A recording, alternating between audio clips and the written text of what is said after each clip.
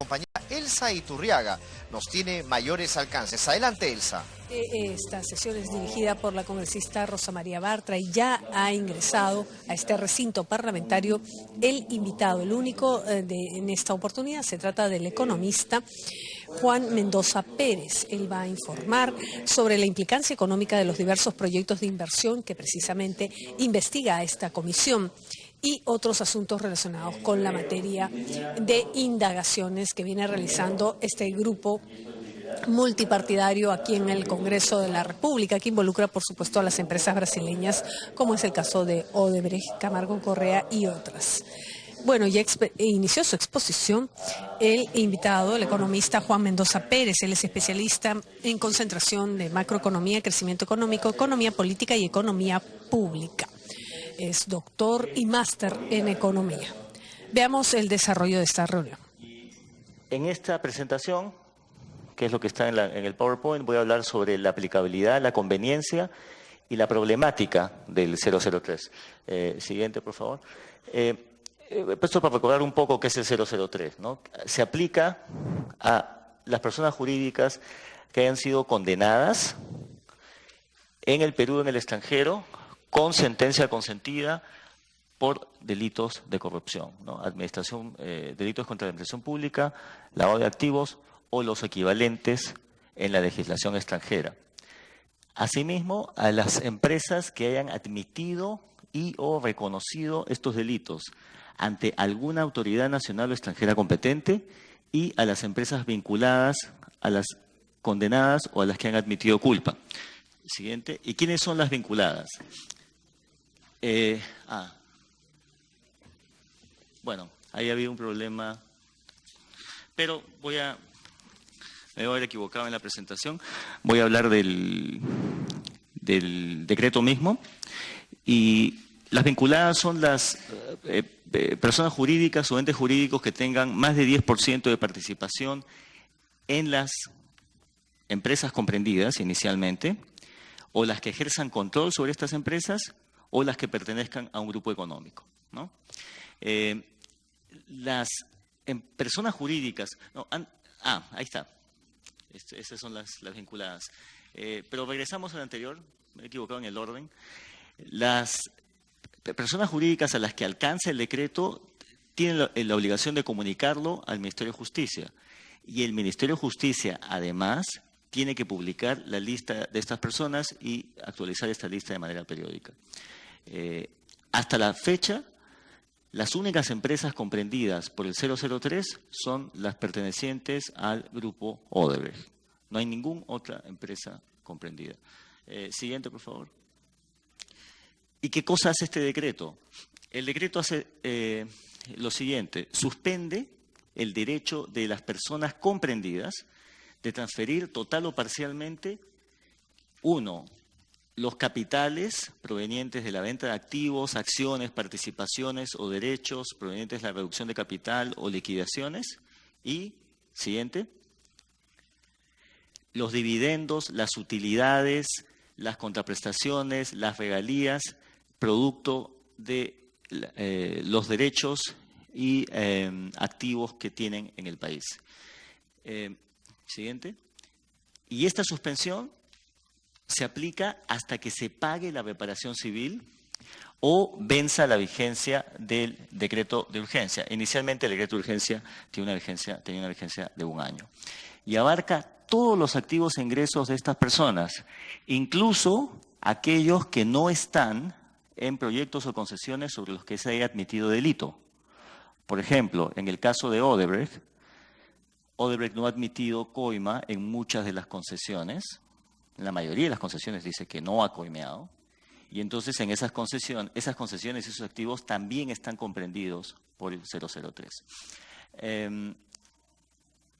Ahora, el 003 regula la adquisición de los derechos y activos de estas personas, de las personas comprendidas en el decreto. Y hay un proceso que lo he resumido, sintéticamente, para este proceso de adquisición. En primer lugar, cualquier persona interesada en adquirir bienes o derechos de las personas comprendidas tiene que solicitarlo al Ministerio de Justicia con información pertinente a la transacción, es decir, el precio, las condiciones contractuales de esa posible adquisición. Después de eso, el Ministerio de Justicia se obliga por el decreto a solicitar a la Procuraduría Pública un estimado de la reparación civil. Una vez que el Ministerio recibe este estimado del procurador o de la Procuraduría Pública, el Ministerio le comunica al adquiriente cuánto de la transacción, una vez que esta se realiza, se debe depositar en un fideicomiso de reparación, ¿no? Siguiente. Y además hay otra disposición que dice que las entidades del Estado que estén obligadas a realizar pagos por contratos o concesiones a las personas comprendidas, tienen que retener estos pagos hasta por un monto estimado equivalente al promedio del margen neto de ganancia de los últimos 5 años de las empresas comprendidas en proyectos similares. ¿Cuál es mi evaluación primero del decreto? Me parece que tiene una estrategia equívoca para luchar contra la corrupción, porque considero que la lucha contra la corrupción debería tener 2 objetivos fundamentales. El primero es evitar la impunidad y el segundo, limitar el perjuicio económico para la sociedad. Y me parece que el decreto no aporta de manera efectiva en el logro de ninguno de los 2 objetivos, ¿no?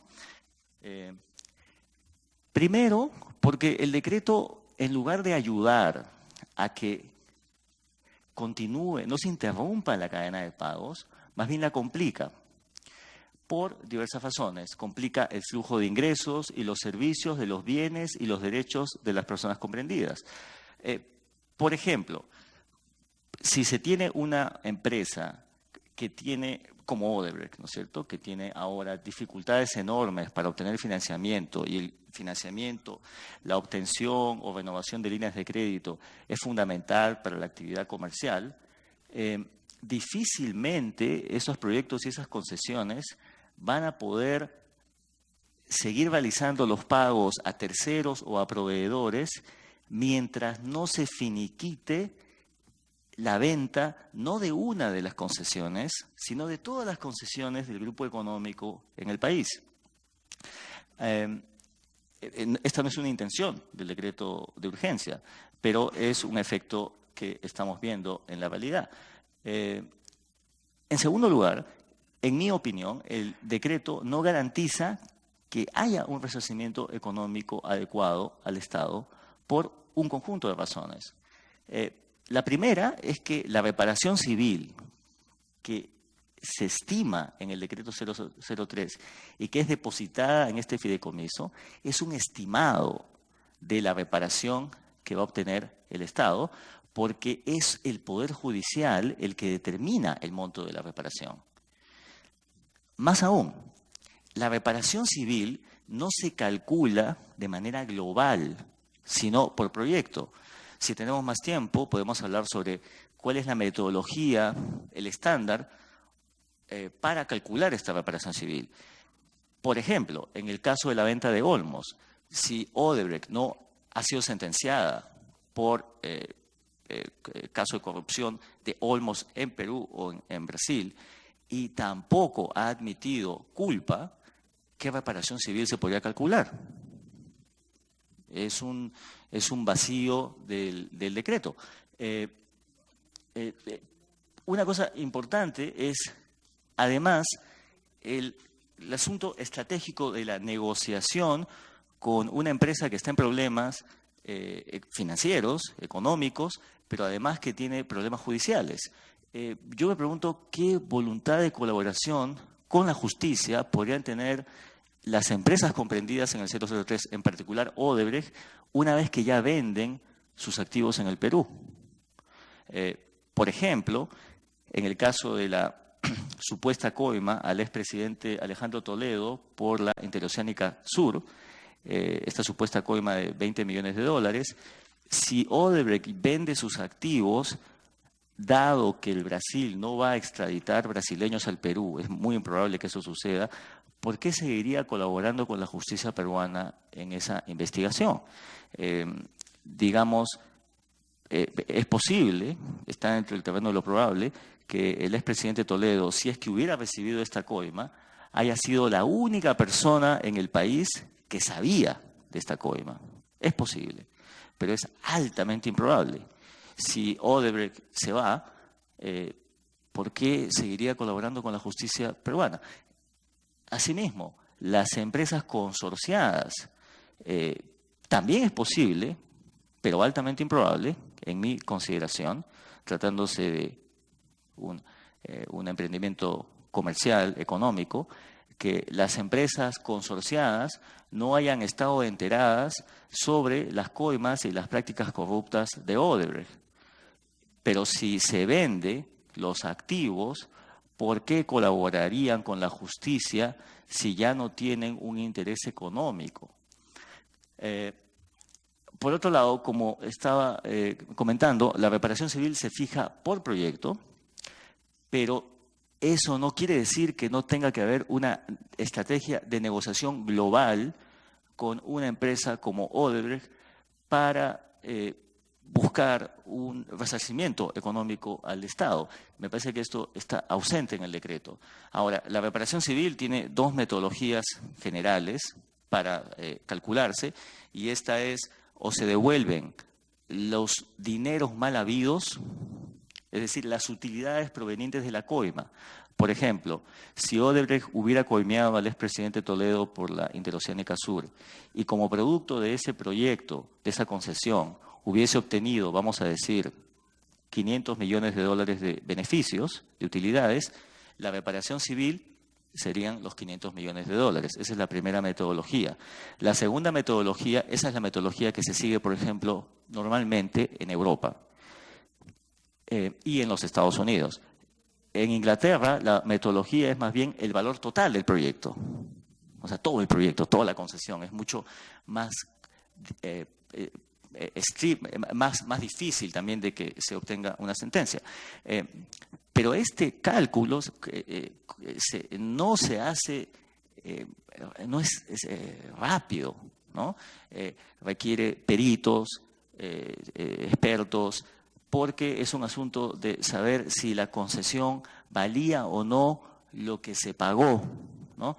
Porque el corrupto coimea para obtener una concesión, pero también podría para obtener, por ejemplo, una concesión mal diseñada que va a llevar a modificaciones y adendas de manera básicamente casi indispensable. Por ejemplo, si yo sé que algo cuesta 100, pero coimeo para que me lo den con 50, sabiendo que después yo voy a tener que subir el precio, eso también tiene que determinarse con un peritaje. Y tiene que intervenir contadores, abogados, economistas, ¿no? Pero además se necesita pues una negociación global. Por ejemplo, en el decreto no se especifica cómo sería la comunicación entre Procuraduría Pública y Ministerio Público. Nosotros sabemos que hay un acuerdo con Odebrecht por parte del Ministerio Público, pero la Procuraduría no tiene conocimiento de dicho acuerdo y entonces también está limitada para fijar el monto de la reparación civil. Dicho sea de paso, la reparación civil no quiere decir que no haya resarcimiento de carácter punitivo, o sea, una multa, ¿no es cierto?, para disuadir el comportamiento corrupto. Ese es otro tema que lo determina un juez. Siguiente. Entonces, en el decreto no se establece cuál va a ser el mecanismo preciso ni el papel del Poder Judicial, ni la Procuraduría Pública, ni la coordinación que se va a hacer en la determinación de esta reparación civil. Existe, por supuesto, un marco legal en nuestro país anterior al decreto 003. Tampoco el decreto limita quiénes pueden comprar los bienes y derechos de las personas comprendidas, lo cual me parece crucial, porque podría darse el caso de una venta simulada. Por ejemplo, si yo soy una empresa corrupta, ¿por qué no podría simular venderme los activos y los derechos que tengo, que tienen problemas, a mí mismo? Obviamente con otra razón social. Como sabemos, es harto difícil determinar la estructura propietaria de los compradores, porque podrían, por ejemplo, ser fondos de inversión, y ahí es muy difícil saber realmente quién es el dueño. ¿Esto por qué es importante? Porque como el decreto tampoco determina los parámetros para restringir los precios y las condiciones de compra, entonces podría darse la siguiente figura. Vamos a decir que Olmos vale, en términos del flujo de ingresos, vale 100. Esto es un ejemplo hipotético, no quiero decir que esto haya sucedido ni que vaya a suceder. Yo me lo puedo vender a mí mismo con una razón social amiga a 20. Es una venta. Y entonces, bueno, en realidad yo ahora tengo derecho al valor real del proyecto, pero como máximo en el fideicomiso solamente depositaría 20, o 10, o 15, o 30, o lo que sea. En el decreto no se fijan esos parámetros, como tampoco podrían fijarse, porque es harto difícil determinar el valor de la concesión de Olmos o de otros proyectos de Odebrecht en la situación presente, en que Odebrecht enfrenta una enorme crisis de financiamiento.